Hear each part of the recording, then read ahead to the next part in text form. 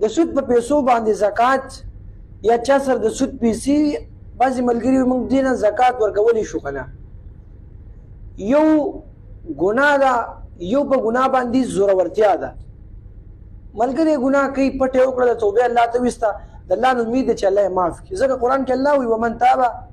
وآمن وعمل عملا صالحا فاولئک یبدل الله سیئاتهم حسنات وکان الله غفور رحیما ته چې ګناه کوي او توبه الله ته وباسي الله نه بیا دا ګناه هم په نیکۍ بدلوي الله ځکه غفور رحیم دی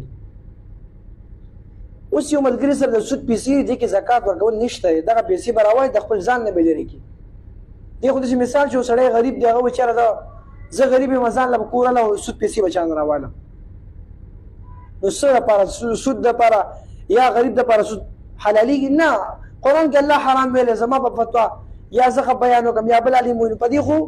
نه حلالېږي حرام شی د ملا په خوله نه حلالېږي او کوم چې حلالي د ملا په خوله نه حرامېږي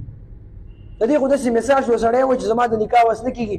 زه به زنا لاړ شم یو شپه به زنا وکړم نو دی به څه کوي زنا به کوي دا غریب سړی نه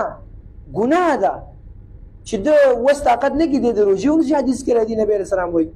نو چا سره سود پیسې وي دی به دا پیسې لرې کوي بغیر د نیت نه بغیر د ثوابه توبه به الله تو بس الله ما دا سود کړی دی زه به توبه وباسم سود کول د الله سره جګړه ده قیامت کې به الله وایي راشئ هغه کسان چې سودونه کړي دي زما جنګ ته اوس تیار شئ زما د حبیب جنګ ته چا سره سود پیسې دا به وباسي لرې کوي به غریب له به ورکوي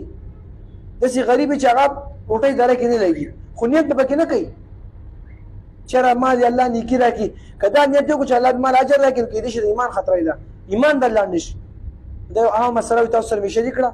الله رب العزت زموږ هر یو عمل د الله لپاره کړي امین ثم امین یا رب العالمین